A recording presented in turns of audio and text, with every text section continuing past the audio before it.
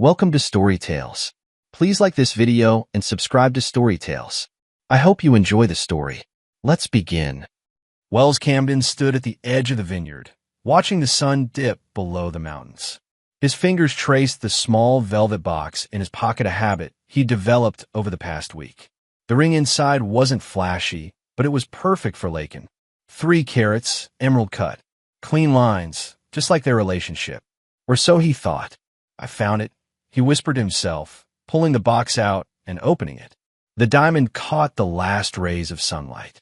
Stability, that word had defined his entire life's pursuit. At 36, Wells had built everything from nothing. Foster homes had taught him self-reliance. Group homes had taught him caution.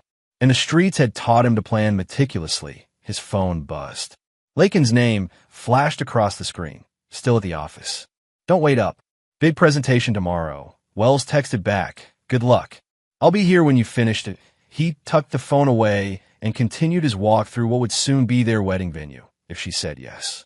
The vineyard owner had already agreed to his proposal plan, a private sunset dinner among the vines, followed by a weekend in the guest house. Wells had never considered himself lucky until Lakin Drew walked into his investment firm 3 years ago. She was captivating, smart, ambitious, and seemingly genuine. With her cascading dark hair and sharp green eyes, she'd commanded the room during her pitch for a lifestyle brand partnership. Planning for tomorrow, a voice broke his concentration.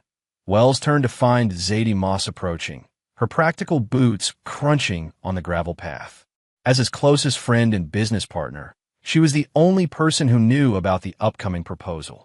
Always, Wells replied, tucking the ring box back into his jacket pocket. Zadie's smile didn't quite reach her eyes. She'll say yes. What woman wouldn't? There was something in her tone that made Wells pause, but he dismissed it. Zadie had always been protective of him. She'd been there through his darkest times, when the foster system had failed him, when he'd worked 3 jobs to put himself through business school. The vineyard's perfect, Zadie continued, surveying the property. A bit extravagant for a proposal, though. Wells shook his head. It's an investment. We'll have our wedding here, too. You're always thinking ahead, she said, then check her watch. I should head back. Early meeting tomorrow. As Zadie walked away, Wells returned to planning mode, mentally checking details for the 6th time. The proposal was scheduled for next month, after they closed the Henderson account, his biggest, yet he pulled out his phone and scrolled through his photos, stopping at one of Lakin. She was laughing, caught in a candid moment during their trip to Seattle last year. That was before she'd gained 15,000 more Instagram followers. Before her face had become more calculated in photos. Walking back to his car, Wells wondered when he'd last seen that genuine laugh. The thought dissolved as he started the engine. He had a meeting with his lawyer tomorrow to add Lakin to his will. Another step toward permanence. The drive back to their downtown Asheville condo took 20 minutes. Despite Lakin's text, Wells was surprised to find the lights on. He entered to find her curled on the sofa, scrolling through her phone. I thought you were working late, he said, hanging his jacket by the door. Lakin looked up, her expression shifting from absorbed to attentive so quickly that Wells almost missed the transition. The presentation prep went faster than expected, she said, putting her phone down. Where were you? Meeting with a client, he replied. Not technically a lie, the vineyard owner was now a client. Hungry. Lakin stood and stretched. Already ordered. Should be here any minute. She crossed the room and kissed him, her arms wrapping around his neck. Wells breathed in her familiar scent, something expensive that she'd started wearing after her first sponsored post. I have news, she said, pulling back with a smile that didn't quite meet her eyes. Merritt Knox wants us at her dinner party next weekend. It's going to be filmed for her blog. Wells suppressed a grimace. Merritt Knox was an up-and-coming food blogger whose events were more about social media than actual socializing. But these connections were important to Lakin's growing influence in the lifestyle space. I'll be there, he said. And there's something else, Lakin continued, her fingers playing with the collar of his shirt. Roan called today. Wells felt himself stiffen. My brother called you? Why? He's back in town. Wants to reconnect. Lakin's tone was casual, but her eyes watched his reaction carefully. Wells hadn't seen Roan in nearly 2 years. Their last meeting had ended with Wells paying off yet another of his younger brother's debts, a pattern established since childhood. Did he say why he's back? Wells asked, moving away from Lakin to pour himself a glass of water. Just that he's finished finding himself in Thailand. Or was it Tibet? She waved her hand dismissively. He mentioned staying for your birthday next month. Wells nodded, processing this information. Roan's reappearances usually coincided with financial difficulties or when he needed something. The timing, with the proposal approaching, was inconvenient. He's family, Wells finally said. We'll make time for him. Lakin smiled and returned to the couch. That's why I told him. Family is everything. She picked up her phone again, her attention already drifting away. Wells watched her for a moment, wondering why the word family sounded rehearsed coming from her lips. Lakin had once mentioned being estranged from her parents, though she'd been vague about the details. The doorbell rang their dinner delivery. As Wells moved to answer it, he caught Lakin's reflection in the hallway mirror. For just a second, before she realized he could see her, her face was completely blank, emotionless. Then her practiced smile slid back into place. Wells filed the observation away, a habit from childhood. When noticing small changes in foster parents' moods could mean the difference between a peaceful night or another placement, he paid the delivery person and returned with their food. They ate in comfortable silence, both scrolling through emails. This was their routine, professional, organized, predictable. Later that night, as Lakin slept beside him, Wells stared at the ceiling, thinking about his brother's return and the changes he'd noticed in his fiancée. Small things, new friends he hadn't met, events she attended without him, the way she'd started locking her phone. Trust had never come easily to Wells. His childhood had taught him that security was temporary, that people left. Lakin had been the exception until recently. He turned to look at her sleeping form, wondering if the changes were all in his head. Planning a future meant taking risks, opening yourself to loss. Wells closed his eyes, pushed the doubts away, and forced himself to sleep. The Saturday morning sun streamed through the windows of their condo as Wells finished his workout. Sweat dampened his shirt as he completed his final set of push-ups 50, as always. Discipline was the foundation of his life. The front door opened, and Lakin entered carrying 2 coffee cups. She'd started rising early for weekend runs recently, another new habit. I brought you black coffee, she said, setting 1 cup on the kitchen counter. Wells stood, wiping his face with a towel. Thanks. Good run. Amazing. The river trail was practically empty. She took a sip from her cup, studying him over the rim. Don't forget we're meeting Roan for lunch. Wells nodded, reaching for the coffee. The bitter liquid matched his mood. After 2 years of silence, his brother had arranged a lunch meeting through Lakin rather than contacting him directly. I should shower, he said. Lakin caught his arm as he passed. Hey, it'll be fine. He's trying. Wells looked down at her hand on his arm. You've been talking to him a lot. Just trying to help. He's your brother, Wells. She released his arm and stepped back. Family is complicated. I get that. You never talk about your family, he pointed out. Lakin's expression closed off slightly. Nothing to talk about. You know that. She turned away, effectively ending the conversation. An hour later, they pulled into the parking lot of a trendy downtown restaurant. Wells spotted his brother immediately. Same unruly dark hair, same easy smile that had charmed teachers, social workers, and countless women. Wells. Roan stood as they approached the outdoor table, arms spread wide. Man, look at you. Still built like a brick wall. Wells accepted the hug stiffly. Good to see you, Roan. His brother turned to Lakin, his smile widening. And the beautiful bride-to-be. Roan embraced Lakin, holding the hug a beat too long. Wells noticed her hand lingering on his brother's back before they separated. I grabbed us a bottle of rose, Roan said, gesturing to the wine as they sat. Still your favorite, right, Lakin? Wells paused. He couldn't recall Lakin ever mentioning Rose as her favorite. Perfect, she replied, smiling warmly at Roan. The waiter appeared, taking their food orders before retreating. An awkward silence descended until Roan cleared his throat. So 2 years. I owe you both an explanation. You don't owe me anything, Wells said evenly. Roan laughed, the sound both familiar and grating. Always the stoic big brother. But I do. After you bailed me out of that mess in Colorado. The gambling debt, Wells clarified. Right? That was rock bottom for me. Roan leaned forward. I needed to find purpose. So I traveled. Did some soul-searching in Southeast Asia. Worked at a dive shop in Thailand. Volunteered at a monastery. Wells took a sip of water, saying nothing. He'd heard similar stories before. I'm different now, Roan continued. More focused. I'm even starting a business. What kind of business? Wells asked. Wellness retreats, combining meditation, adventure, and local cuisine. Roan turned to Lakin. Actually, it's similar to what you're building with your lifestyle brand. Lakin brightened. That's why we've been talking so much. The synergy potential is huge. Wells looked between them. You've been discussing business partnerships? Just brainstorming, Lakin said quickly. Nothing concrete. Actually, Roan interjected, Lakin's been invaluable. She's got the social media presence my concept needs. Their food arrived, temporarily halting the conversation. Wells watched as Roan and Lakin fell into animated discussion about content creation and audience engagement. They referenced previous conversations, inside jokes he wasn't part of. You two seem close, Wells observed during a lull. Roan glanced at Lakin before answering. We've been FaceTiming about business ideas.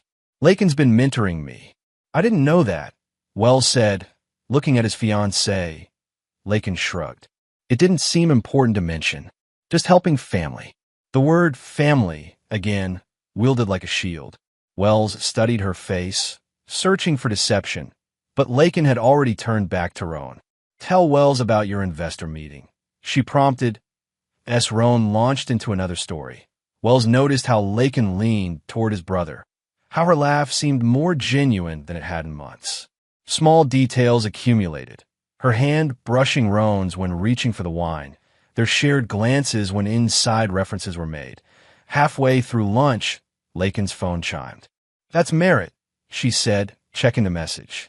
Confirming next weekend's dinner. She wants to know if Roan can come too. I wouldn't want to intrude, Roan said, though his expression suggested otherwise. Don't be silly, Lakin replied. Merritt would love your energy. Plus, you can network for your retreat business. Wells watched this exchange silently. The invitation hadn't been extended to Roan initially, that had been Lakin's doing. So it's settled, Lakin concluded, typing a response. The three of us next Saturday at Merritt's. Wells nodded, forcing a smile. Sounds good. The rest of lunch passed with Wells observing more than participating. As they prepared to leave, Roan insisted on paying with legitimate money. He joked, I in the parking lot. Roan hugged Lakin goodbye, whispering something that made her laugh. Then he turned to Wells.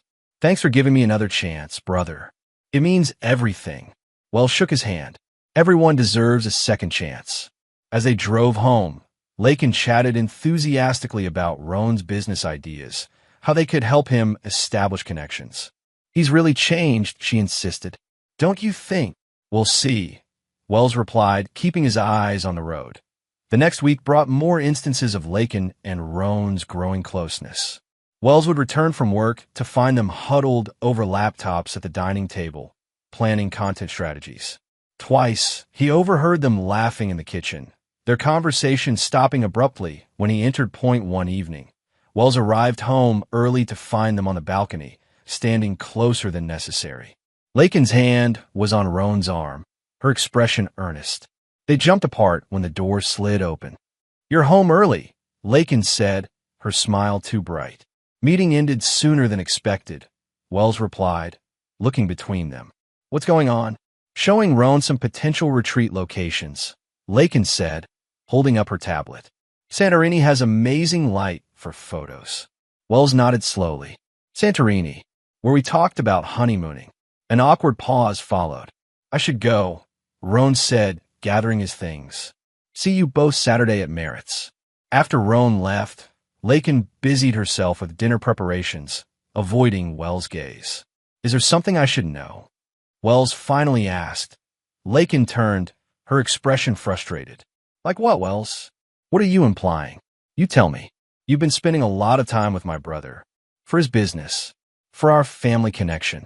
She emphasized the word our in a way that made Wells' jaw tighten. I'm trying to build a relationship with him because he's important to you. Wells said nothing, weighing her words against what he'd observed. Do you trust me? Lakin asked, her voice softening as she approached him. I want to, he admitted. She wrapped her arms around his neck. Then trust me. There's nothing going on. Wells nodded, returning her embrace. But that night, as they lay in bed, he caught her checking her phone, smiling at a message before quickly locking the screen. The vineyard proposal plan suddenly seemed very far away. Saturday arrived with perfect weather, clear blue skies, and comfortable temperatures ideal for Merritt Knox's backyard gathering. Wells adjusted his collar as they pulled up to the sprawling Tudor home on the outskirts of Asheville. Remember, this is being filmed for her blog, Lakin reminded him, checking her makeup in the visor mirror. Be personable. Wells nodded. I'll do my best. And try to look happy about Roan being here, she added. People love a good family reunion story. Before Wells could respond, Merritt appeared at their car, camera crew in tow. Her signature eccentricity was on full display, a flowing floral dress paired with combat boots. Her pink streaked hair pulled into an elaborate updo. The power couple arrives, Merritt exclaimed, pulling Lakin into a hug while the cameras rolled. And where's the prodigal brother? Roan's meeting us here, Lakin replied, effortlessly sliding into her public persona, more animated, voice pitched slightly higher. Wells followed them inside, nodding politely at the various influencers and local entrepreneurs Merritt had assembled. The backyard had been transformed with string lights, rustic tables, and elaborate food stations, all perfectly positioned for optimal filming angles. Wells Camden. Merritt turned to him once they reached the patio. The man who makes the magic happen behind the scenes.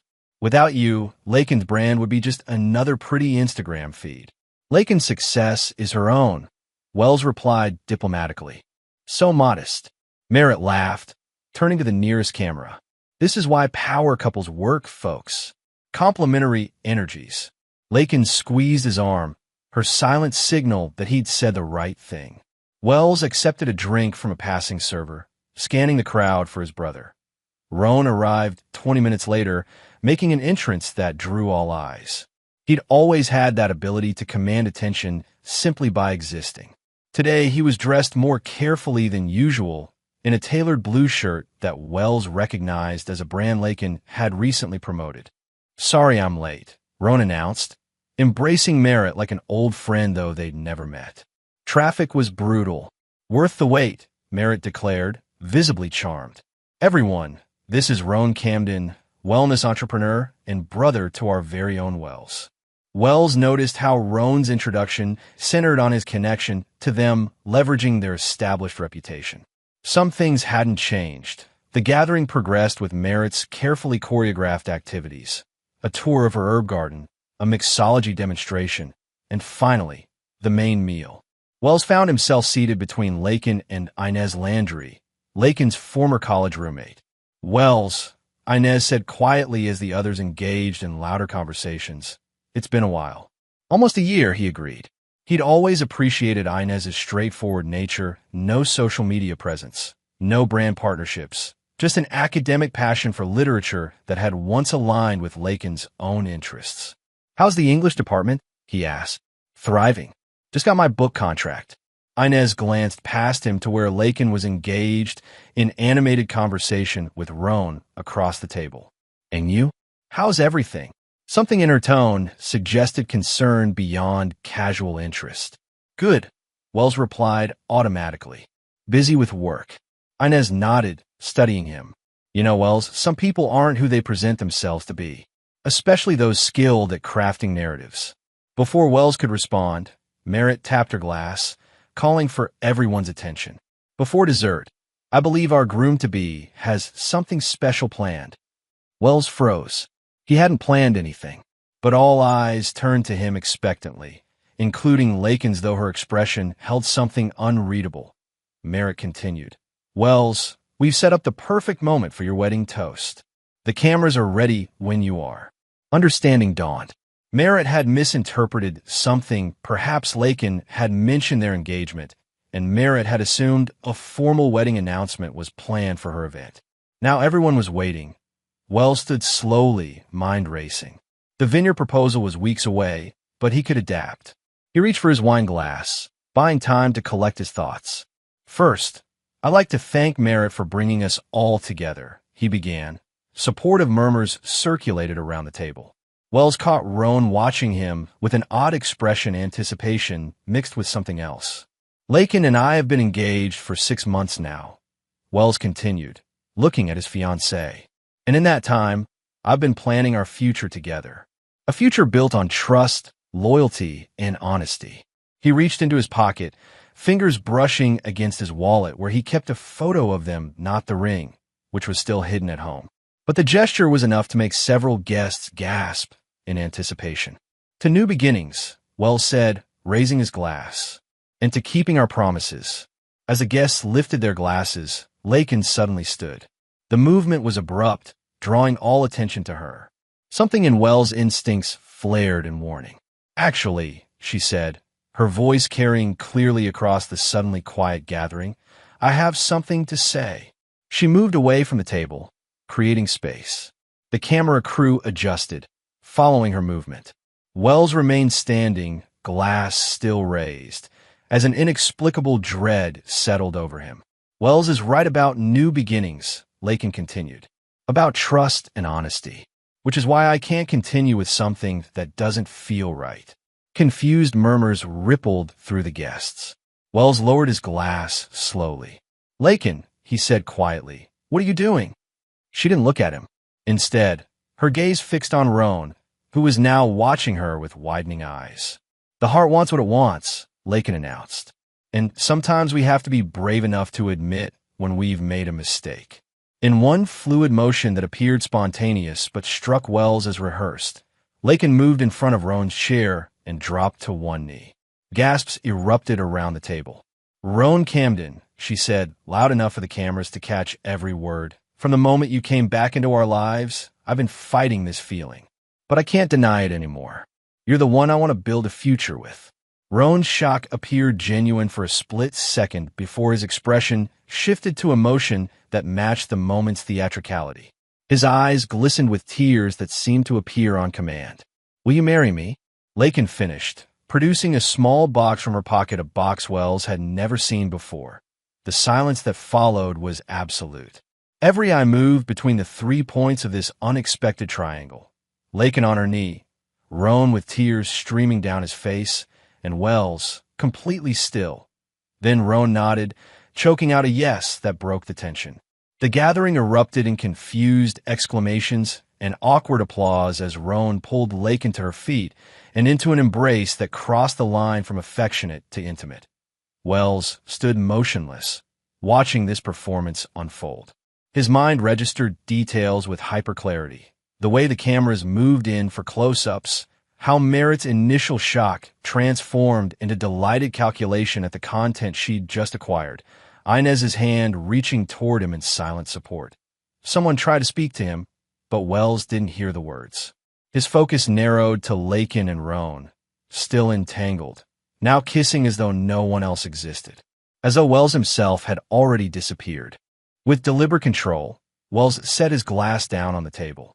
The sound was barely audible, yet it seemed to catch Lakin's attention. She finally looked at him, her expression a complex mixture of defiance and what appeared to be anticipation, as if waiting for his reaction, for the drama his pain would provide. Wells offered nothing. Not anger, not shock, not devastation. His face remained impassive as he straightened his jacket, nodded once to Merritt, and walked away from the table. "Wells!" Lakin called after him, her voice carrying the perfect note of conflicted emotion. "We should talk." He continued walking, his back straight, steps measured. Behind him, the murmurs grew, the cameras kept rolling, and the spectacle continued without its intended victim's participation. Wells reached his car, started the engine, and drove away from Merritt Knox's perfectly staged backyard betrayal. His phone began buzzing with notifications the footage was already being uploaded, the story spreading. But Wells Camden had stopped playing his assigned role. He had work to do. Roan Camden woke to sunlight streaming through unfamiliar curtains. His head throbbed, the result of too much celebratory champagne after yesterday's dramatic events. Beside him, Lakin slept on her stomach, dark hair spread across the pillow as he reached for his phone, unsurprised to find dozens of notifications. Merritt's video had gone viral overnight. Hashtag BBQ proposal was trending, with opinions divided between those who found the story romantically impulsive and those condemning Lakin's public betrayal. Either way, they were getting attention. Exactly as planned. Roan slid out of bed and padded to the bathroom. As he washed his face, he studied his reflection. At 32, he still had the same charming features that had made life easier, the smile that convinced landlords to accept late rent, the eyes that made women forgive his disappearances. But something fell off this morning. The victory tasted less sweet than anticipated. Returning to the bedroom, he noticed a small envelope on the nightstand that hadn't been there last night. His name was written on it in Wells' precise handwriting. Roan froze. When had Wells been here? How had he entered without waking them? With cautious fingers, he opened the envelope. Inside was a note and something small and metallic. He tipped the object into his palm, the engagement ring Lakin had presented yesterday. Except it wasn't the same ring. The stone that had appeared to be a diamond under Merritt's mood lighting was clearly cubic zirconia in the morning sun. The band wasn't even proper gold, just cheap metal already beginning to discolor. Roan unfolded the note with a growing sense of unease. Keep the costume jewelry. You two always loved playing dress-up. W. Lakin, Roan said, his voice sharper than intended. Wake up. She stirred, blinking sleepily before her social media smile appeared. Morning, fiancé. Look at this. He held out the fake ring and note. Lakin's smile vanished as she sat up, snatching both items. What the hell? This isn't the ring I bought. Apparently Wells decided to upgrade our prop, Roan said, attempting humor though his stomach had knotted uncomfortably. How'd he get in here? Lakin looked around the bedroom, her bedroom in the condo she shared with Wells. More importantly, where is he now? Roan asked. Lakin was already reaching for her phone. I'll call him. The call went straight to voicemail. She tried again with the same result. He's blocked me, she realized, voice rising. Try yours. Roan's call met the same fate. He sat on the edge of the bed, the fake ring now feeling heavier than its cheap materials warranted. It's fine, Lakin said, though her tone betrayed her. He's just angry. He'll cool down. You know my brother better than that, Roan replied. Wells doesn't do angry. He does calculated. Lakin stood, wrapping herself in a robe. Well, what's the worst he could do? We didn't break any laws. The condo is in both our names. Our finances are separate except for one joint account for household expenses. She headed for the kitchen, continuing to list reasons they shouldn't worry. Roan followed, his unease growing. He'd known his brother his entire life, had watched Wells methodically build himself from nothing after the system failed them both. Wells didn't act from emotion. He constructed outcomes. In the kitchen, Lakin stopped abruptly. Every cabinet door stood open. Inside, half the contents were missing. What the? She moved to the refrigerator. It too had been partially emptied, all Wells' preferred items gone. He's packed his things, Roan concluded. That's ridiculous. His clothes are still. Lakin rushed back to the bedroom, flinging open the closet door. She froze. We're gone. Half the closet, Wells' half was empty. Not just clothes, but every personal item meticulously removed, down to the wooden hangers he preferred. Lakin moved through the condo with increasing panic, discovering more evidence of Wells' methodical departure. The home office had been cleared of specific files and electronics. The living room shelves no longer held the books he treasured. Even his toothbrush was gone from the bathroom. How did he do this without waking us? She demanded, returning to the kitchen. We weren't that drunk. Roan didn't answer the question they both knew the answer to, because Wells had always been careful, thorough, and several steps ahead. Lakin grabbed her tablet, fingers tapping furiously. I'm checking our accounts. Roan watched her expression change from determination to disbelief. He's removed me from the joint account, she said. How was that even possible? My name is on it. Wells knows bank managers, investment brokers, probably judges, Roan reminded her. He's been building connections for years. This isn't legal, Lakin insisted, continuing to check other accounts. Her face paled further. My personal account is empty. What? How? I don't know. She slammed the tablet down. Everything's gone.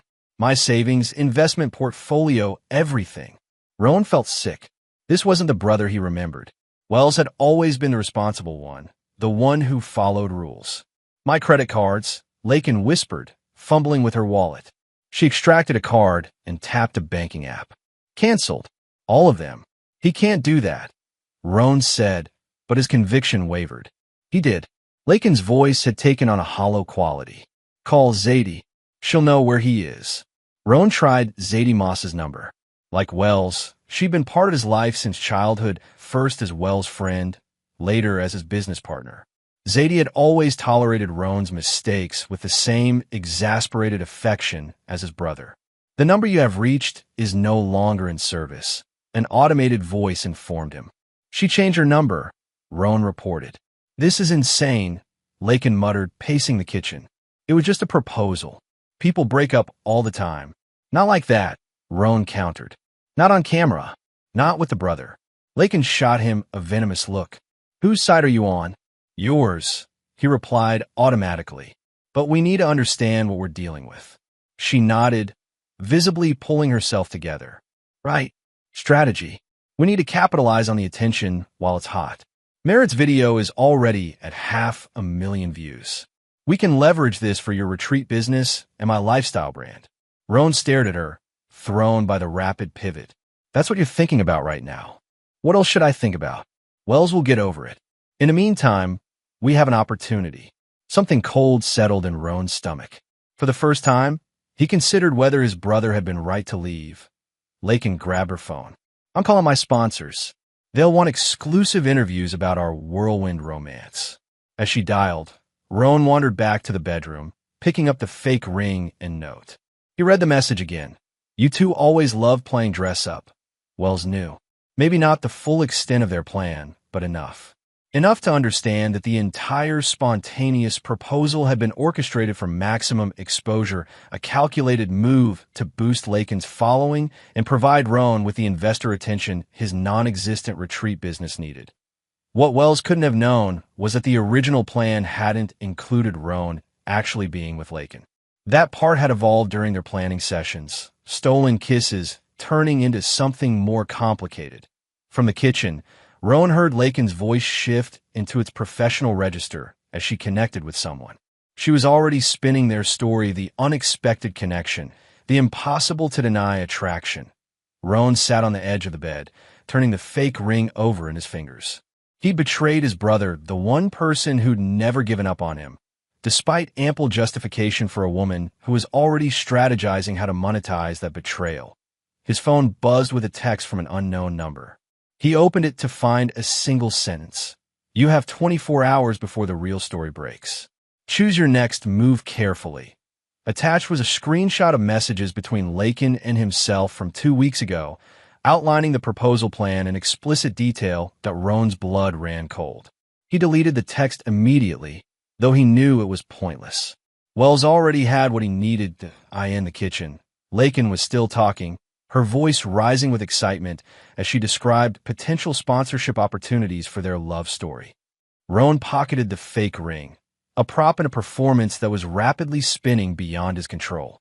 For the first time in his life, he was afraid of his brother, not of physical confrontation, but of the calm, methodical destruction Wells was clearly capable of. By evening, Lakin's initial confidence had crumbled.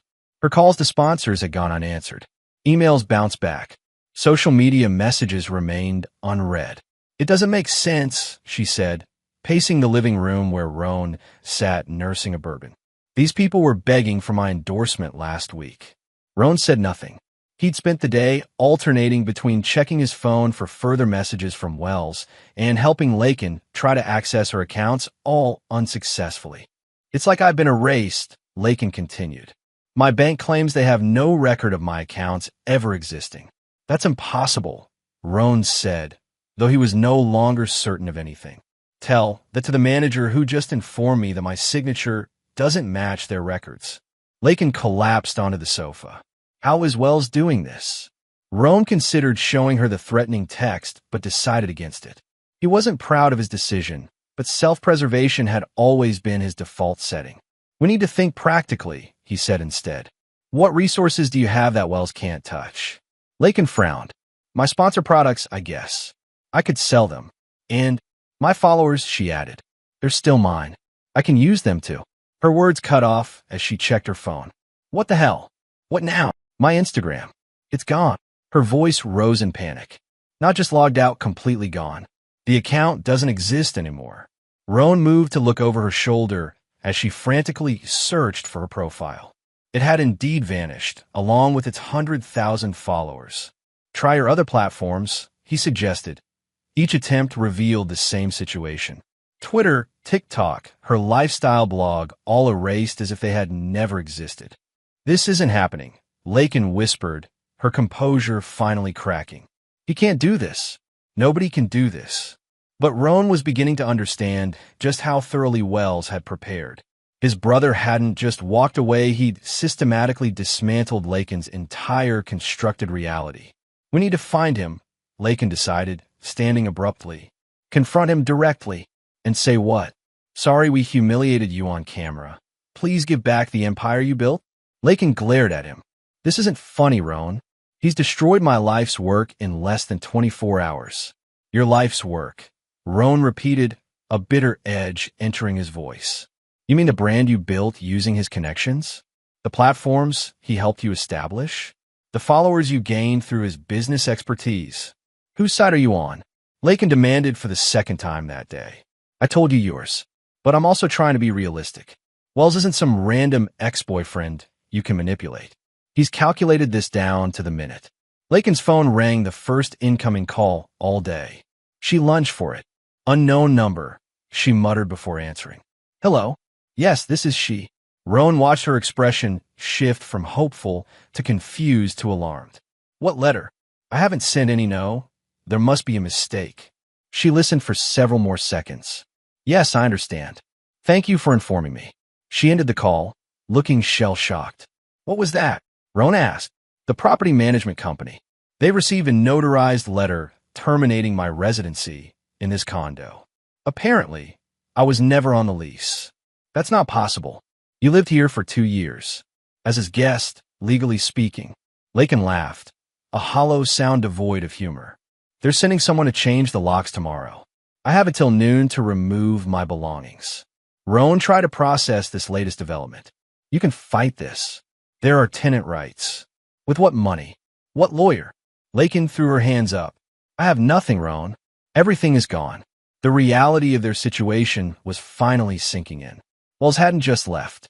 He'd erased every connection, every safety net, every resource they might have leveraged. We still have each other. Roan offered weakly. Lakin's laugh turned bitter. Oh, that's comforting.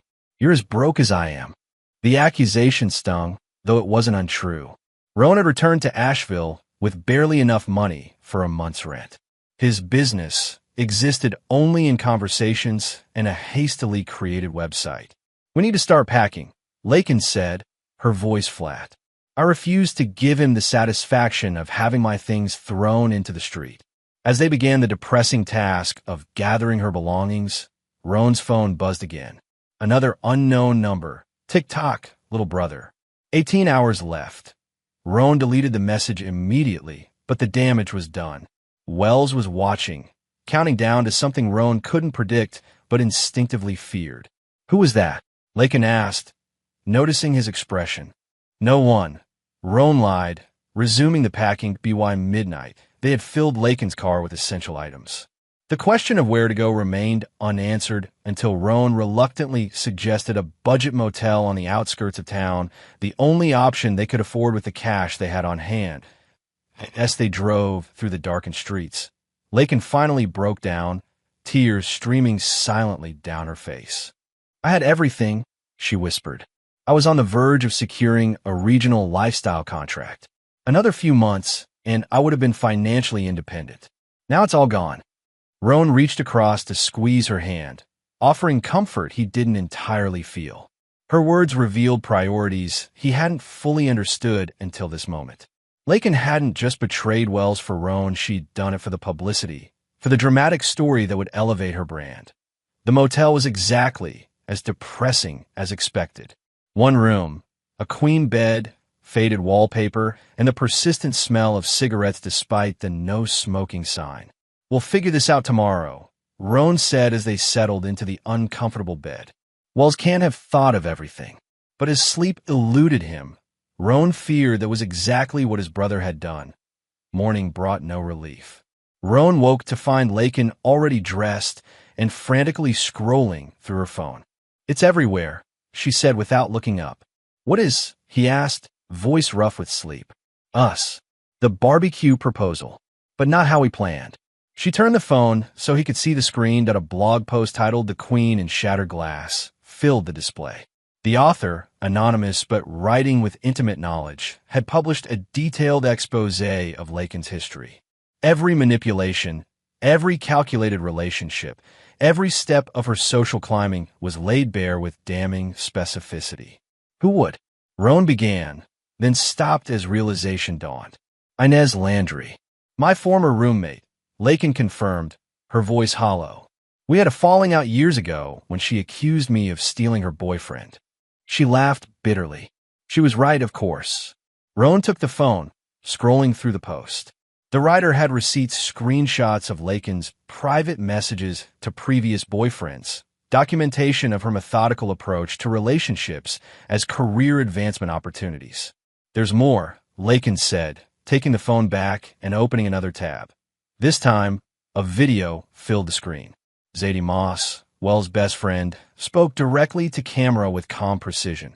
"Many have asked for my comment on the viral barbecue proposal involving my friend Wells Camden, his fiancée Lakin Drew, and his brother Roan. Rather than add to the spectacle, I believe the truth should speak for itself." What followed was a montage of clips. Lakin and Roan planning the proposal and what they'd thought was private, discussing how to maximize exposure, laughing about Wells' expected reaction. Roan recognized the footage, immediately security camera videos from the condo office where they'd met to avoid suspicion. "These were private conversations," Lakin whispered. "How did she get this footage?" Roan didn't answer. He was watching himself on screen, his own voice saying things he now wished he could take back. "Wells will be blindsided. That's the money shot we need. He's so predictable. He'll do that stone-faced thing and walk away." Perfect dramatic exit for the video. The compilation ended with Zadie's final comment.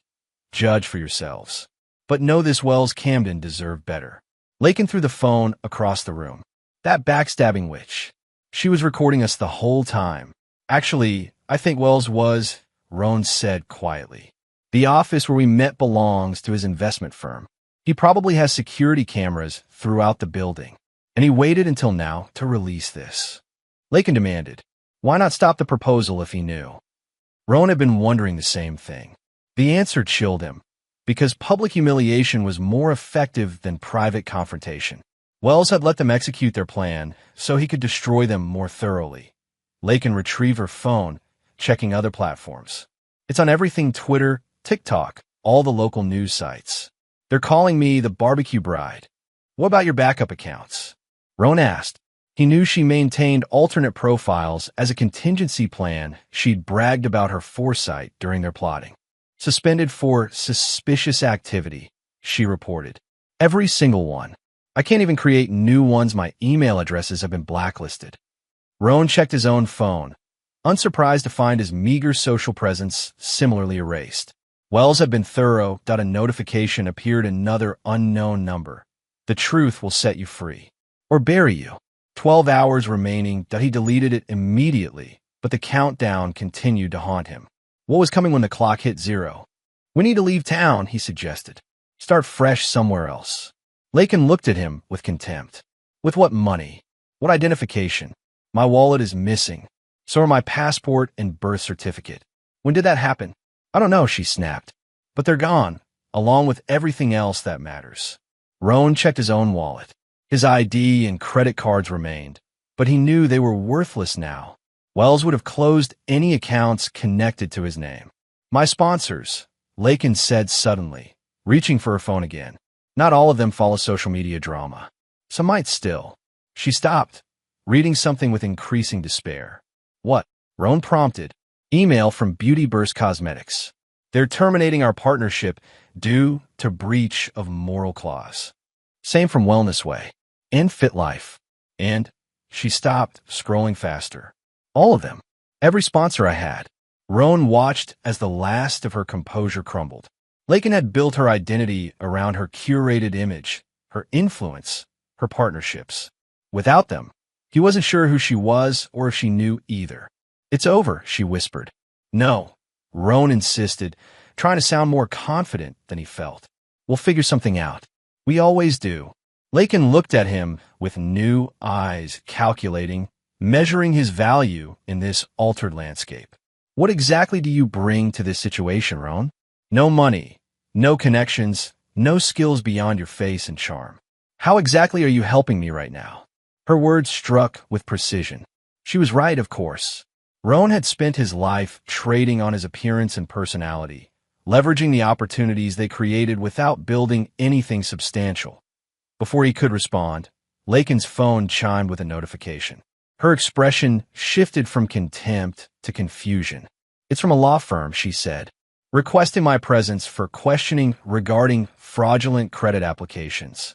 What fraudulent applications? I don't know, she replied, but her eyes darted away too quickly. It must be another of Wells' tricks. But Roan had caught the flash of recognition in her expression. What did you do, Lakin? She remained silent, still reading the email. What did you do to my brother? Roan pressed, a sick feeling growing in his stomach. Nothing that can be proven, she finally answered.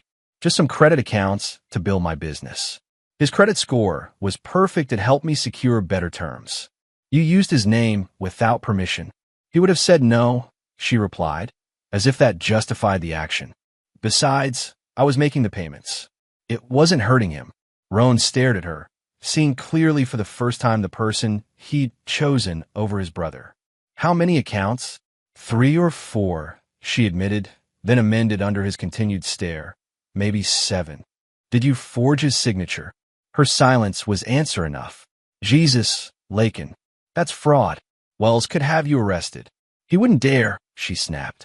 The publicity would damage his precious reputation. But even as she said it, Roan could tell she didn't believe her own words. Wells had already demonstrated his willingness to sacrifice privacy for justice. We should talk to the lawyers, Roan suggested. Explain the situation. Maybe they'll. No, Lakin cut him off.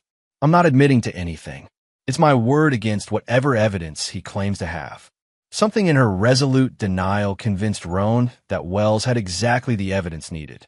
His brother had always been methodical about documentation. Another text arrived on Roan's phone, 6 hours left. Choose wisely. This time, he didn't delete it immediately. Instead, he considered his options, none of which seemed promising.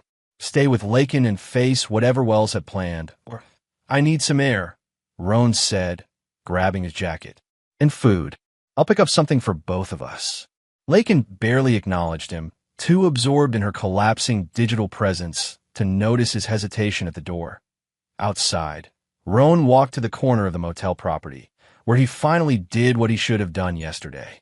He called his brother. The call connected on the second ring. I was wondering when you'd reach out, Wells said, his voice calm. 5 hours and 43 minutes before the deadline. Cutting it close, as usual. What do you want from me? Roan asked. Nothing, Wells replied. Not anymore. The finality in those 2 words hit Roan harder than any accusation. Wells, Save it, his brother interrupted. I'm not interested in apologies or explanations. I'm calling to give you one chance, not because you deserve it, but because despite everything, you're still my brother. Roan waited, heart pounding. Leave her, Wells continued. Walk away now, before the clock runs out. What happens next will destroy her completely, but you don't have to go down with that ship. What are you planning? Roan asked. Justice, Wells replied simply. The consequences of her actions, all of them, not just with you. The credit fraud, among other things, Wells confirmed. She's been busy. Roan closed his eyes, weighing his limited options. And if I walk away, you start over. Somewhere else, without my help but also without my hindrance. That's it. Just leave town. With nothing from me, Wells clarified. No bailouts, no jobs, no connections. You're on your own, permanently this time. The offer was clear, freedom for whatever storm was coming, but also freedom from the safety net Wells had always provided. Complete independence, terrifying and necessary. 5 hours, 31 minutes, Wells reminded him. Your choice. The call ended, leaving Roan standing in the parking lot of a cheap motel, facing the most consequential decision of his life. Lakin spent the afternoon in increasingly desperate damage control attempts. Each social media platform where she created new accounts suspended them within minutes. Email services blocked her. Even attempts to comment on news stories about herself were filtered out. It's like I've been deleted from the internet, she told Roan when he returned with sandwiches neither of them had the appetite to eat. Roan watched her frantic efforts with detachment, his brother's deadline weighing on his mind. For hours remained. Maybe we should separate for a while, he suggested carefully. Give things time to cool down. Lakin looked up sharply. You're leaving me? Now. Not leaving, he backpedaled. Just thinking strategically. Wells is targeting us as a unit. If we split up, maybe what? He'll forgive you because you're blood. Lakin laughed bitterly. You betrayed him more than I did. You're his brother. The truth of her words stung, but Roan pressed on.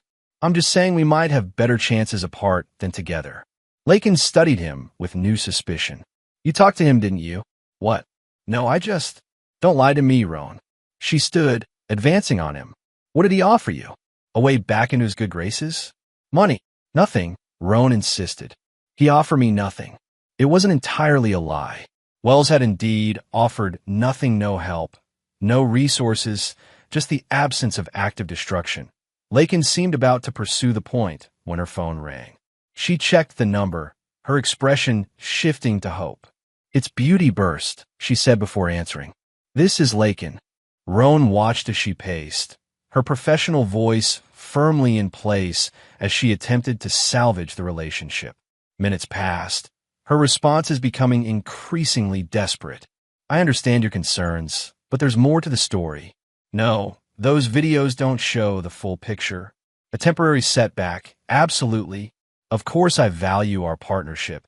Finally, she stopped pacing, listening silently for a long moment before responding with a tight, I understand. Thank you for calling. She ended the call and sank onto the bed. They're not just canceling our contract, she said, voice hollow. They're demanding repayment of the last quarter's advance. $15,000 I've already spent. Can they do that? Moral clause, Lakin replied, which apparently I violated by bringing negative publicity to the brand through personal conduct. They're all using the same language, almost word for word. Roan didn't point out the obvious, that Wells had likely provided them with the exact legal phrasing needed. How much do you owe in total? He asked instead. Lakin laughed a harsh, broken sound. With all the brands? Close to 100,000. Money I don't have and can't get. 3 hours remained on Wells' deadline. Roan felt the pressure building, the clock ticking toward whatever final blow his brother had planned. I need to make some calls, he said, moving toward the door again. To who? Lakin demanded. All our contacts have abandoned us. There's no one left. I'll figure something out, Roan insisted, already halfway outside. Once alone in the parking lot, he made his decision. In the end, it wasn't even difficult. Wells was right, Lakin had used them both, and while Roan was guilty of betrayal, he wasn't willing to go down with her sinking ship. He returned to the room, where Lakin was attempting to call another sponsor. I'm leaving, he announced without preamble. She lowered the phone slowly. What? This isn't working. We're not working. I'm going. Because things got difficult? She asked, her voice dangerously quiet. The first sign of trouble, and you bail? This is more than trouble, Lakin. This is complete destruction. Wells isn't going to stop until he's taken everything. So you're giving him what he wants. She stood, approaching him with calculated steps. After everything we planned, everything we sacrificed. What exactly did you sacrifice? Roan countered. You were using him from the beginning. Using me too, for publicity. Don't pretend you didn't know what this was, she snapped. You were happy enough to play along when it benefited you. She wasn't wrong.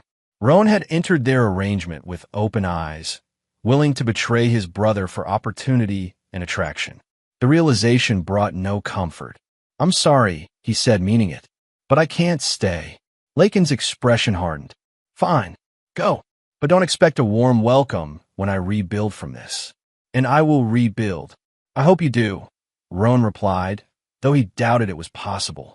Not after whatever Wells had planned for the deadline. He gathered his few possessions, painfully aware of how little he'd accumulated in his nomadic life. One bag that was all he had to show for 32 years of existence. Hey, the door, he paused. For what it's worth, I did care about you. Not enough, Lakin replied coldly. Not when it mattered. Roan nodded, accepting the accusation. Goodbye, Lakin. He closed the door on her silent glare, feeling neither relief nor regret, just the hollow certainty that he was making the least worst choice available. In the parking lot. He sent a final text to the number Wells had been using. I'm out. On my own, as agreed. The response came immediately. Wise choice. Bus terminal. Ticket to Charlotte waiting under your name. One way. Roan pocketed his phone and began walking. Behind him, in the motel room, Lakin continued her desperate attempts to salvage what remained of her reputation, unaware that the worst was yet to come. 2 hours until Wells' deadline. Alone in the motel room, Lakin's controlled facade finally crumbled completely. She hurled her phone against the wall, watching with detached satisfaction as the screen shattered a physical manifestation of her collapsing life. Coward, she muttered, thinking of Roan's retreating back. All men were the same, useful until they weren't, loyal until tested. She retrieved her damaged phone, relieved to find it still functioning. The cracked screen seemed appropriate now, matching her fractured reality that a notification appeared another comment on a viral video of her barbecue proposal. Despite her better judgment, she opened it. Gold digger got what she deserved, read the top comment, with hundreds of likes supporting the sentiment. Lakin scrolled, each comment more vicious than the last. Her carefully constructed public image lay in ruins, replaced by a caricature she barely recognized. The barbecue bride, a calculating manipulator who'd staged a public betrayal for attention. What infuriated her most was how close to the truth it was. Not entirely accurate, she had developed genuine feelings for Roan during their planning, but close enough that she couldn't convincingly deny the core accusation. Her phone buzzed with an email notification. Another sponsor, terminating their relationship. She deleted it without reading the details. The walls of the small motel room seemed to close in. Lakin paced, her breathing becoming shallow as anxiety tightened its grip. She'd experienced panic attacks before, but always managed them privately, away from the perfect image she presented to the world. Now, alone with her disintegrating reality, the panic overwhelmed her. Her heart raced, palms sweating as she struggled to control her breathing. The sensation of impending doom was both psychological and literal. Wells' deadline loomed just hours away. What was coming? What final humiliation had he planned? Lakin forced herself to the bathroom, splashing cold water on her face. The stranger in the mirror startled her, pale, eyes red-rimmed. The careful makeup that had been her armor now smudged and defeated. She reached for the prescription bottle in her toiletry bag. The anti-anxiety medication she rarely needed but always carried, part of the private reality she'd kept hidden from her followers. 2 pills. A glass of water. Deep breaths as she waited for the chemical calm to assert itself. Back in the bedroom, she picked up her cracked phone again, unable to resist the self-destructive urge to check the comments. Dozens more had appeared, each adding to the public pillorying. This is what happens when you fake your whole life for followers. Anyone have Wells' number? That man deserves a medal for walking away so calmly. That barbecue bride needs to be canceled permanently. Lakin found herself responding before she could stop herself, defending her actions, explaining her side. Each response drew more attacks, more vitriol. An hour passed in this digital self-flagellation. The medication dulled the sharpest edges of her anxiety, but couldn't touch the creeping dread as Wells' deadline drew closer. Her phone chimed with a text from an unknown number. For a moment, she hoped it was Roan, returning to apologize. Instead, she found a single line. 1 hour remaining. I suggest you prepare yourself, Wells. It had to be. The calm, measured threat was unmistakably his style. Lakin threw the phone down, resumed pacing. What could be worse than what had already happened? Her reputation destroyed, finances ruined, relationship imploded, career ended. Unless a new fear took hold. The credit accounts she'd opened in Wells' name. The documents she'd forged. The legal line she'd crossed believing her charm and his love would prevent any consequences. She lunged for her laptop, the one possession Wells hadn't managed to compromise. With trembling fingers, she searched for criminal penalties for identity theft and credit fraud in North Carolina. The results confirmed her worst fears. Up to 5 years imprisonment. Felony charges. Permanent criminal record. He wouldn't, she whispered to the empty room. Not Wells. He's too private, too concerned with appearances. But the Wells she thought she knew had disappeared the moment she knelt before his brother. The man who had methodically dismantled her life in less than 48 hours was a stranger with unfamiliar capabilities. Her phone buzzed again. Another unknown number, but not a text-to-video call request. Lakin hesitated, then accepted. Inez Landry's face appeared on the cracked screen. Hello, Lakin, her former friend said, expression neutral. Been a while. What do you want? Lakin asked, voice hoarse. To offer you a choice. Inez adjusted her glasses, the same scholarly look she'd maintained since college, immune to Lakin's attempts to make over her personal brand. A choice about what? About what happens when the clock runs out. Inez replied calmly. Wells asked me to contact you. So this was at the final play. Lakin straightened her shoulders, summoning the last of her dignity. Whatever he's planning, I can handle it. Inez's laugh held no humor. Always so confident. Even now, just tell me what he wants, Lakin snapped. A public confession, Inez said simply. Posted to Merritt Knox's blog. The full truth, how you planned the proposal for publicity, how you used both Cameron brothers, all of it. And if I refuse, then the evidence of your financial fraud goes to the district attorney instead of being buried forever. Your choice. Lakin stared at the screen, weighing her options. Public humiliation versus potential criminal charges. The destruction of her remaining dignity versus the destruction of her freedom. How do I know he'll keep his word? She asked finally. Because unlike you, Wells values integrity, Inez replied coolly. The confession buys his silence on the legal issues. Permanently. You have 30 minutes to decide. The call ended, leaving Lakin alone with an impossible choice. Either way, her carefully constructed life was over. The only question was how completely she would lose. 28 minutes later, Lakin sat before her laptop, Merritt Knox's blog submission form open on the screen. She'd made her decision, the only one possible under the circumstances. The confession she drafted was carefully worded, admitting to the planned betrayal while attempting to preserve some dignity. She maintained that real feelings had developed for Roan, that not everything had been calculated. As her finger hovered over the submit button, her phone buzzed with a final message. Time's up. Your decision? Lakin took a deep breath and hit submit. The post would go live after Merritt's approval, another humiliation. Having her confession filtered through the woman whose event she'd hijacked.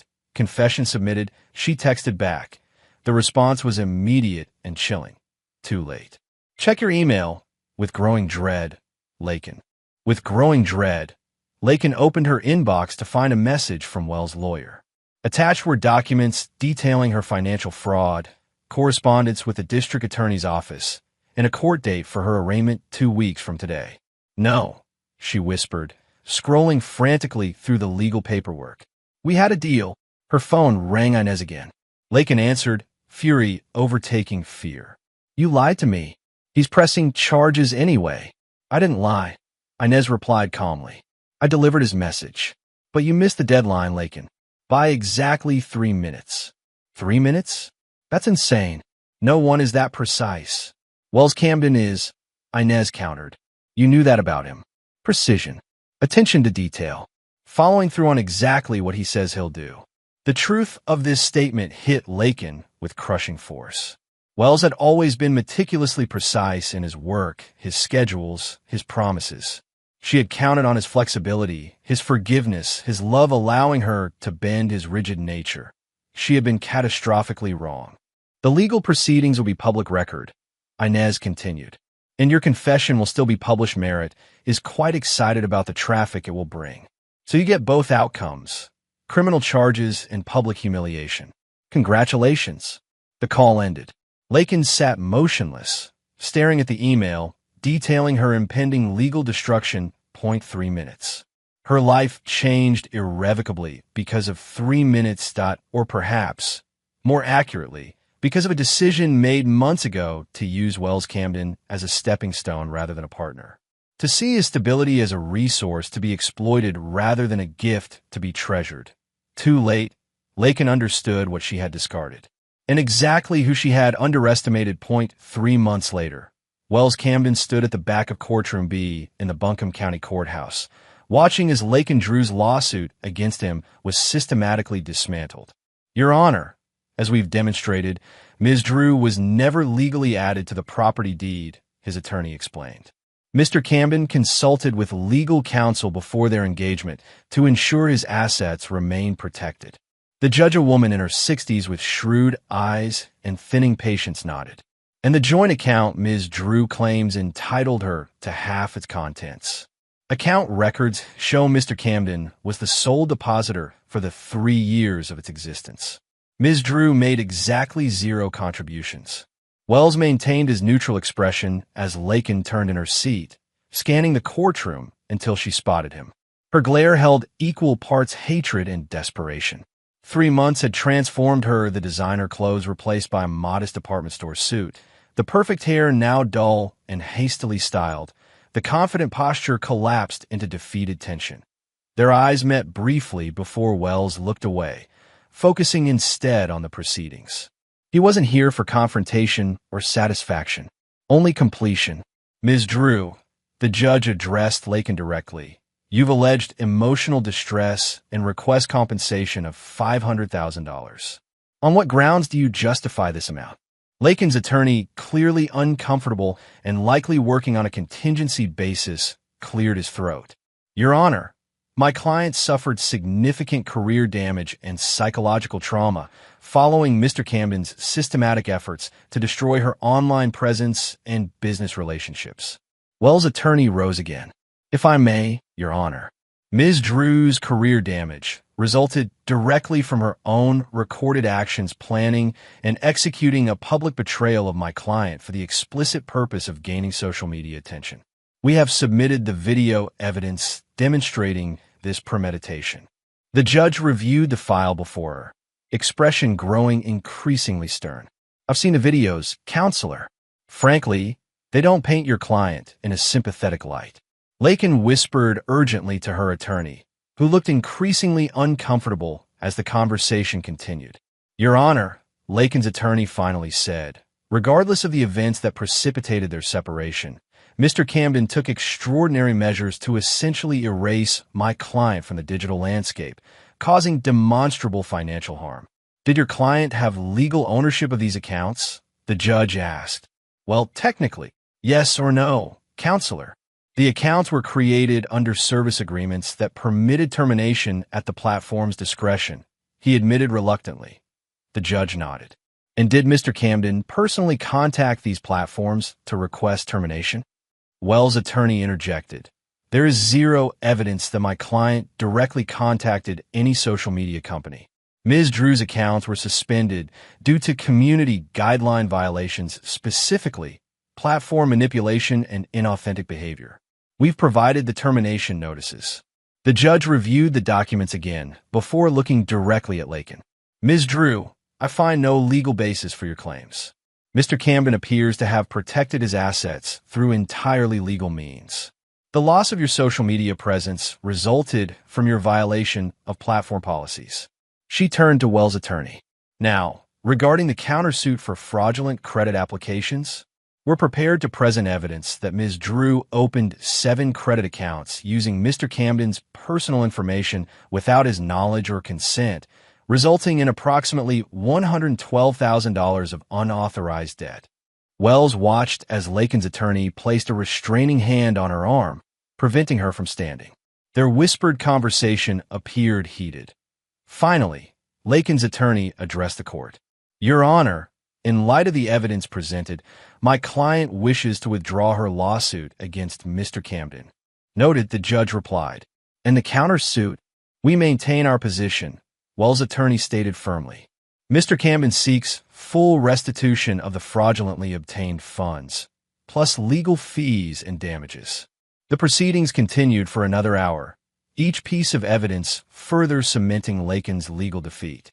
Wells observed it all with detached calm, feeling neither victory nor vindication, only the completion of necessary business.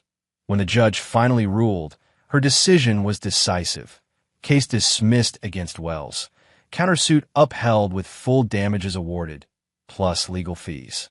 "Ms. Drew," the judge concluded, "you are ordered to repay $112,000 in fraudulently obtained funds, plus $43,000 in legal fees and damages. Given your current financial situation, the court recommends you consult with a bankruptcy attorney immediately." As the courtroom began to empty, Wells remained in his seat, watching as Lakin's attorney quickly gathered his materials and departed, likely recognizing he would never see payment for his services. Lakin sat alone at the plaintiff's table, staring straight ahead. When she finally stood and turned, her eyes found Wells again. This time, he didn't look away. She approached slowly, composure barely maintained. "Are you satisfied?" she asked, voice low but steady. This wasn't about satisfaction, Wells replied simply. "What was it about, then? Punishment? Revenge? Consequences?" he corrected. "Actions have them." Lakin laughed bitterly. "You've destroyed everything I built. You built it on lies," Wells countered, standing to face her properly. "On using people, on manipulation. And you're so perfect," she challenged. "You didn't exactly fight fair either." "I didn't start the fight," Wells said. "I just finished it." They stood in silence, the gulf between them inhabited by ghosts of what might have been a partnership, a marriage, a future together. "I did love you," Lakin finally said. "In my way." Wells studied her face, searching for truth in a person who had made deception an art form. "Your way wasn't enough." "And now," she asked, "bankruptcy? Criminal charges? Is that justice in your mind?" "The criminal charges were dropped when you confessed," Wells reminded her. "That was our agreement." 3 minutes late, she said bitterly. 3 minutes can change everything, he agreed. "Like the 3 minutes it took you to decide my brother was worth betraying me for." Lakin flinched, the first genuine reaction he'd seen from her in months. "What happens now?" "You rebuild," Wells said simply. "Without my name, my resources, or my concern." Her eyes narrowed. "You think I can't? I think you'll try," he replied honestly. "But foundations matter, Lakin. You can't build something lasting on manipulation and lies."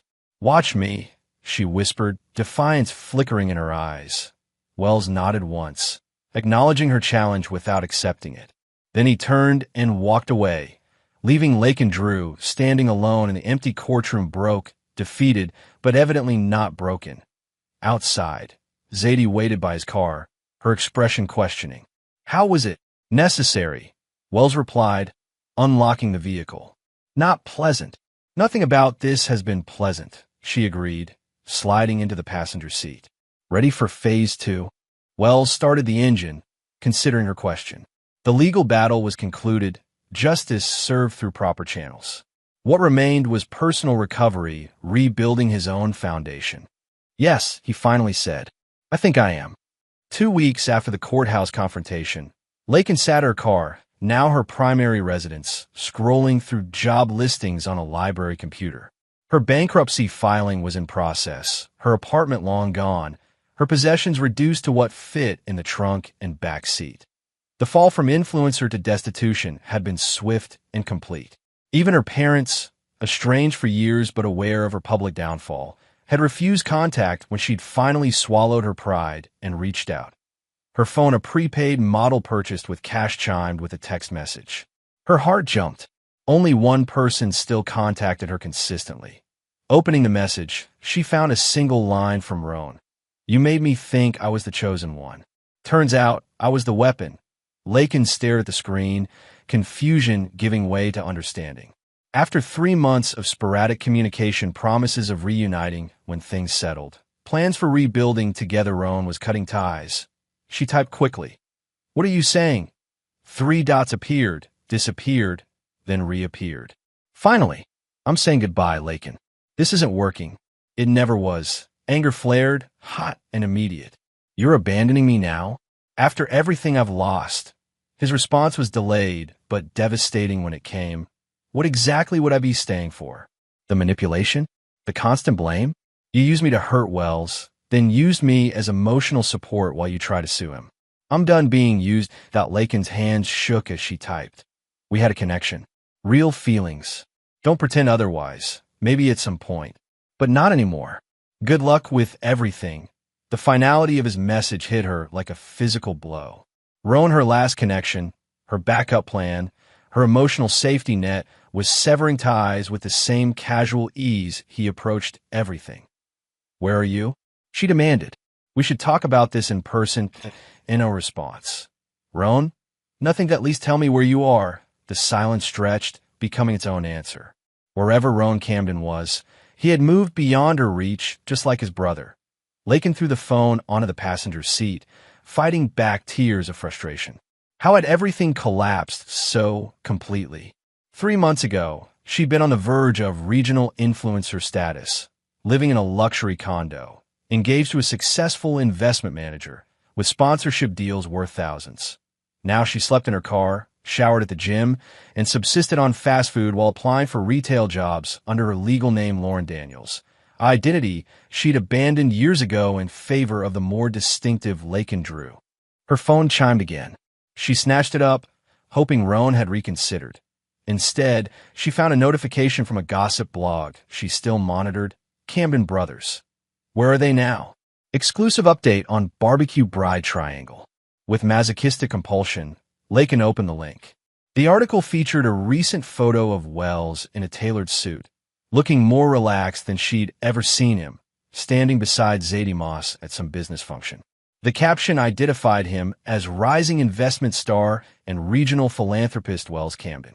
The article mentioned his graceful recovery from public betrayal and inspiring resilience, painting him as the sympathetic figure in their saga. His business was thriving, his reputation enhanced rather than damaged by his dignified response to humiliation. And Roan? A single line mentioned he had reportedly begun a legitimate wellness business in the Pacific Northwest, with no further details. Both Camden brothers had landed on their feet, rebuilding while she remained trapped in the wreckage of what they had once been together. The unfairness of it burned through her, hot and clarifying. They had moved on while she remained defined by a single event, reduced to the barbecue bride in public memory. Lakin started her car, the last possession of value she owned, and one that would soon be repossessed if she couldn't find employment. As she pulled out of the library parking lot, she made a decision. Asheville had nothing left for her. It was time to start over somewhere new, somewhere her reputation hadn't preceded her. She drove east toward the coast, with no destination beyond away. Her phone remained silent on the seat beside her, Roan's final message still displayed on the screen. "You made me think I was the chosen one. Turns out I was the weapon." The truth of his words followed her down the highway, an unwelcome companion on her journey to nowhere. 6 months after the courthouse confrontation, Wells stood on a private balcony overlooking the Aegean Sea. Santorini stretched before him, white buildings gleaming against the volcanic landscape, blue domes capturing the evening sky's color. The vineyard villa had been an investment rather than an indulgence. Property in Santorini held its value exceptionally well. But Wells couldn't deny the personal satisfaction the location provided. This had been his planned honeymoon destination with Lakin, a dream she'd carelessly shared with his brother during their betrayal planning. Now it was his alone, or rather, his and Zadie's, as business partners in their expanding investment portfolio, that he swirled the local wine in his glass, appreciating its complex notes. The sunset painted the white buildings in warm gold tones, creating the postcard-perfect view the island was famous for. The terrace door opened behind him. "There you are," Zadie said, joining him at the railing. "Hiding from our investors?" "Strategic retreat," Wells corrected with a small smile. "They're discussing football. I had nothing to contribute." Zadie laughed, helping herself to wine from the bottle on the small table between their chairs. The acquisition meeting went well. They're impressed with the portfolio expansion. "Good." Wells returned to his seat, gesturing for her to join him. "The local vineyards have significant growth potential with proper management." "Always thinking about the investment angle," Zadie teased, though her tone was affectionate rather than critical. They sat in comfortable silence, watching the sun sink lower over the caldera. This was what Wells appreciated most about their partnership, the ability to exist together without performing, without filling every moment with words. "I heard from Roan yesterday," Zadie mentioned casually, watching for his reaction. Wells kept his expression neutral. "How is he?" "Better than expected. His wellness retreat in Oregon is gaining traction legitimately this time, with actual investors and business licensing." "Good for him," Wells said, meaning it despite everything. Roan was still his brother, though their relationship had been fundamentally altered by betrayal. "He asked about you," Zadie continued, "whether you might consider reconnecting eventually." Wells considered the question, looking out over the darkening sea. "Eventually," he finally said. "Not now." Zadie nodded, understanding without requiring explanation. That was another quality he valued in her respect for emotional boundaries. "What about Lakin?" she asked after another comfortable silence. "Any updates?" "Nothing recent," Wells replied. "Last I heard, she'd moved to Virginia. Retail job, apartment with roommates. Starting over. Does that satisfy you?" Zadie's question held no judgment, only curiosity. Wells thought carefully before answering. It wasn't about satisfaction. It was about consequences. "Fair enough." Zadie raised her glass. "To surviving the fire, then building an empire with the ashes." The toast, their private acknowledgement of what they'd overcome together, brought a genuine smile to Wells' face. He clinked his glass against hers. "To the ashes," he agreed. Their conversation drifted to business matters, the third vineyard they were considering acquiring, expansion possibilities in neighboring islands, investment opportunities in sustainable tourism. Night settled fully over Santorini. Wells found himself reflecting on the journey that had brought him here. The public betrayal that had initially seemed like an ending had instead forced a new beginning, one with clearer boundaries, more authentic relationships, and surprisingly, greater success. "Oh, I almost forgot," Zadie said, reaching in her bag. "Your manuscript came back from the editor." She handed him a thick envelope containing the document he'd been working on for months. The last toast was printed on the cover page, with his name below. "Final edits," she explained. "Publication date still set for spring." Wells ran his hand over the manuscript, part memoir, part business philosophy, exploring how personal betrayal had forced professional innovation. "Are you sure about publishing this?" Zadie asked. "It's more personal than your usual investments." "I'm sure," Wells replied. "Some stories need to be told, not for revenge or public validation, but because sharing the experience might help others rebuild after betrayal." The book wasn't about Lakin specifically. She appeared only as an unnamed figure whose actions catalyzed transformation. "Well, I think it's brilliant," Zadie declared. "Inspiring without being preachy. Honest without being vindictive." Wells set the manuscript on the table between them, making a mental note to review the edits tomorrow.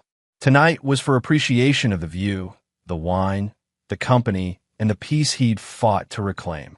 "Another glass?" he offered, reaching for the bottle. Zadie smiled, holding out her empty glass. "Always." Lakin Drew, now using her birth name, Lauren Daniels, again pulled into the gas station at the edge of Richmond, Virginia. Her 12-hour shift at the department store had left her exhausted, feet aching from standing all day in the shoe department. 8 months had passed since her bankruptcy filing, 10 since the barbecue betrayal that had defined her downfall. She was starting over, literally from nothing, minimum wage job, shared apartment with 2 roommates who knew nothing of her past, no social media presence beyond a private Facebook account used solely for job applications. The humility of it all still stung. She'd been so close to success, real success, not just the curated image of it, before everything collapsed. Regional influencer contracts, lifestyle brand partnerships, a platform that was growing exponentially. All gone now, replaced by employee discounts and breakroom gossip. Lake and Lauren swiped her debit card at the pump, grateful when it was approved. Financial stability remained elusive, but at least she could afford gas again. As she filled her tank, a group of teenagers emerged from the convenience store, laughing and filming each other with their phones. Instinctively, Lakin turned away, a habit developed over months of avoiding being recognized. But it was too late. One of the teens, a girl of perhaps 16, had spotted her. "Wait," the girl said, staring openly. "Aren't you the barbecue bride?" Lakin froze, pump still in hand. She considered denial, but instead gave a small nod. What was the point of lying? Her face had been viewed millions of times. "Oh my God," the girl exclaimed, already raising her phone. "It's really her. At my gas station." The other teens gathered, phones out, recording her mundane act of pumping gas like it was a celebrity sighting. Lakin kept her head down, face burning with humiliation. "What happened to you?" one boy asked. "You're like working at a gas station now." "I don't work here," Lakin corrected quietly. "I'm just getting gas." "Where's the brother?" another teen asked. "The one you proposed to?" Lakin replaced the pump, screwed her gas cap back on. "I need to go." "Wait, can we get a selfie?" the first girl asked, already positioning herself beside Lakin's car. "No, thank you." Lakin opened her driver's side door, desperate to escape. "Just one," the girl insisted. "No one's going to believe we saw you otherwise." Without waiting for permission, the teens crowded around Lakin, taking photos and video despite her obvious discomfort. She ducked in her car, started the engine, and pulled away as quickly as safety allowed. In her rearview mirror, she could see them still filming, laughing, likely already uploading the encounter to whatever platforms dominated teen social media these days. That'd be why the time Lakin reached her apartment, the incident had been posted, shared, and begun circulating.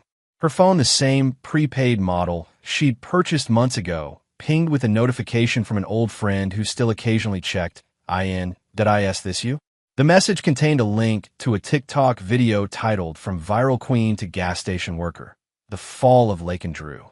Already over 50,000 views in less than an hour. Lakin closed the app without responding, too drained to engage with yet another round of public humiliation. Would it ever end? Would she always be defined by that single misguided decision? Inside her small apartment, she found her roommates watching TV in the shared living room. They knew nothing of her past. She'd been careful about that, using her legal name and providing minimal background information when she'd answered their room for rent advertisement. "Hey, Lauren," one called as she passed. "Rough day." "The usual," Lakin replied, forcing a smile. "I'm going to shower and crash." In the privacy of her bedroom, the smallest in the apartment, but the only one she could afford, Lakin finally allowed herself to feel the full weight of the day's humiliation. 10 months later, and she was still the barbecue bride, still defined by her worst decision, still unable to escape the narrative that had consumed her former identity.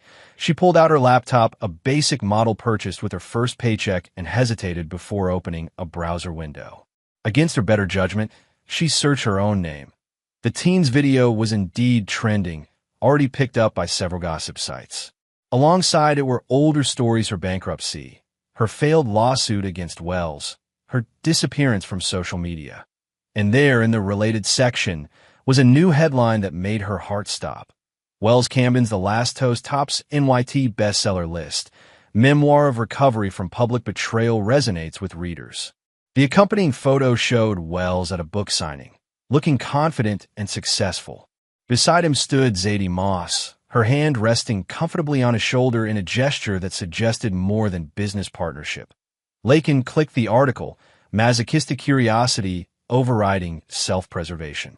The book was described as an honest exploration of betrayal, resilience, and rebuilding that never names names but tells a compelling story of personal and professional recovery. A publishing success. A bestseller. Wells Camden had transformed their relationship's destruction into literary triumph, while she pumped gas for teenagers to mock on social media. Lakin closed the laptop abruptly, unable to bear more. The ultimate indignity wasn't just surviving while she struggled, it was thriving, creating meaning and success from the very event that had destroyed her. She lay back on her bed, staring at the ceiling of her rented room. 10 months ago, she'd been planning sponsorship deals and content strategies. Now she was planning how to afford new work shoes on a retail salary. The universe, it seemed, had a particularly vicious sense of irony. Her phone buzzed again, another notification about the gas station video, now approaching 100,000 views. Lakin turned the device off completely. Tonight, at least, she would disconnect from the endless reminders of her fall. Tomorrow she would face another shift at the department store, another day of rebuilding from nothing, another step in the long journey back from being the barbecue bride. 18 months after the barbecue proposal, Wells Camden stood backstage at a TEDx event in Seattle, reviewing his notes one final time. The invitation to speak had come after his book's unexpected success. The Last Toast had remained on bestseller lists for 26 weeks, connecting with readers far beyond its intended business audience. 5 minutes, Mr. Camden, a stage manager informed him.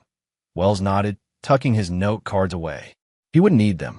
This speech, unlike investment presentations or business lectures, came from a place of absolute authenticity. He had lived every word. From the stage, he could hear the host introducing him, whose journey from public betrayal to personal reinvention has inspired thousands through his best-selling memoir. As applause signaled his cue, Wells straightened his tie and walked onto the stage. The lights were bright, the audience a sea of attentive faces. He approached the center mark, took a deliberate breath, and began. 18 months ago, I stood silently at a social gathering as my fiancée proposed to my brother on camera. He let the statement hang in the air, noting the audience's sudden stillness. That moment, which later went viral as the barbecue proposal, was designed to humiliate me publicly for social media attention. A murmur rippled through the crowd. Most had heard of the incident or read his book, but hearing him state it so directly had impact. I walked away without saying a word, Wells continued, and that silence became my greatest strength. For the next 18 minutes, Wells shared his journey, not focusing on the betrayal itself, but on the reconstruction that followed.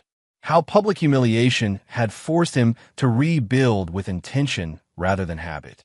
How losing what he thought he wanted had created space for what he actually needed. When your life collapses, he told the audience, you can salvage 2 things from the wreckage: the lessons and yourself. Everything else can be rebuilt better than before. He spoke about boundaries without bitterness, accountability without anger, success without spite. Throughout, he never named Lakin or Roan directly. They remained my former fiancé and my brother, their identities irrelevant to the principles he was sharing. As he approached his conclusion, Wells paused, making eye contact with individual audience members. The question I'm asked most frequently is whether I've forgiven them, he said. It's a complicated question because forgiveness itself is complicated. What I can tell you is this: I no longer carry anger. I no longer seek justice. I no longer define myself by what was done to me. Another pause, letting the words resonate. True power isn't found in revenge, though revenge is tempting. It's found in reconstruction and building something so solid that no betrayal can ever destroy you completely again. Wells moved toward his final point, voice strengthening with conviction. They tried to write my ending. I rewrote the whole damn book. He smiled slightly, acknowledging the literal truth of the statement as well as its metaphorical meaning. And in doing so, I discovered that some endings are actually perfect beginnings. The applause began before he'd finished his final sentence, rising to a standing ovation as he thanked the audience and exited the stage. Backstage, the event coordinator was already approaching with congratulations, but Wells moved past him to where Zadie waited. "How was it?" he asked, though her beaming expression already provided the answer. "Perfect," she replied, embracing him briefly. "Authentic without being vindictive. Powerful without being bitter." Wells nodded, accepting the assessment from the person whose opinion mattered most to him. Their relationship had evolved over the past year, friendship deepening into something more meaningful, a partnership based on mutual respect rather than convenience or calculation. "Ready for the meet and greet?" the coordinator asked, gesturing toward a room where attendees waited to speak with presenters. "Absolutely," Wells agreed. As they followed the coordinator, Zadie slipped her hand into his. "How does it feel, putting the final punctuation mark on that chapter?" Wells considered the question carefully. "Liberating," he finally said. "Like setting down a weight I didn't realize I was still carrying." For 90 minutes, Wells spoke with attendees, signing books, answering questions, listening to stories of others who had rebuilt after betrayal. Throughout, he maintained the balance he'd worked to achieve, compassionate without being naive, guarded without being closed. Later, in their hotel suite, Wells stood at the window overlooking Seattle's skyline. 18 months had transformed his life in ways he couldn't have imagined that day at Merritt Knox's barbecue. Loss had become opportunity. Betrayal had become wisdom. Pain had become purpose. "Penny for your thoughts," Zadie said, joining him at the window. "Just reflecting," he replied, putting an arm around her shoulders. "On endings and beginnings." "And which is this?" she asked, leaning into him. Wells smiled, genuine and unguarded in a way he hadn't been before everything collapsed and was rebuilt stronger. "Definitely a beginning." 5 years after the barbecue proposal, Wells Camden stood in the central building of his third vineyard property, watching his staff prepared for a private event. Ashes and Vine had grown from a single investment property in Santorini to a boutique collection of vineyards across 3 countries. His best-selling book had led to speaking engagements, consulting opportunities, and eventually a reputation as an authority on resilience in business and personal life. The viral video that had once threatened to define him was now merely a footnote in his biography, the catalyst for a more authentic life. Zadie emerged from the office, clipboard in hand. Their partnership had flourished in every sense: business, creative, and personal.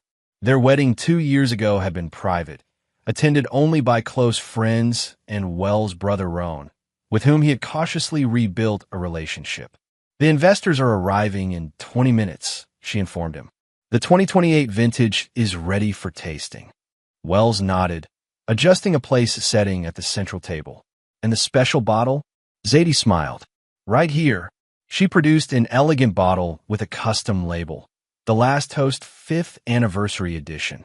It had become tradition. Each year, they created a limited vintage commemorating the event that had changed everything. Not with bitterness or resentment, but with recognition that sometimes destruction creates space for something better to emerge. "Perfect," Wells said, taking the bottle to examine the label. Meanwhile, 300 miles away, a woman who now called herself Lauren worked the checkout counter at a small boutique. Her life had stabilized over the years, modest but comfortable, with occasional recognition but increasingly rare public interest in her past identity. She had rebuilt too, in her own way. Not with the grand success of the man she betrayed, but with hard-earned wisdom and humility. The viral fame she'd once craved had proven hollow compared to genuine connection. Occasionally, she saw news of Wells Camden's success as vineyards, books, speaking engagements. In quiet moments, she recognized that he had been right about foundations. His had been built on substance, hers on appearance. When the storm came, only one had remained standing. As for Roan Camden, he had found unexpected success with his wellness retreat, modest compared to his brother's enterprises, but legitimate and growing. His relationship with Wells remained a work in progress, damaged but not destroyed by past betrayal. The internet had indeed never forgotten the barbecue bride. The video lived on in viral proposal compilations and cautionary relationship tales. But its power had diminished with time, becoming just another fleeting spectacle in the endless cycle of digital content. Wells Camden had moved beyond it entirely. As he prepared to toast the investors who had supported Ashes and Vine from concept to thriving enterprise, he reflected on the journey with quiet satisfaction. From the ashes of betrayal, he had built something authentic, enduring, and entirely his own. The ultimate revenge, he had discovered, wasn't destruction but creation, not in tearing down his betrayers, but in building himself up so completely that their actions became irrelevant to his story. The last toast wasn't to the past, but to the future he had claimed for himself, the one he had written entirely on his own terms.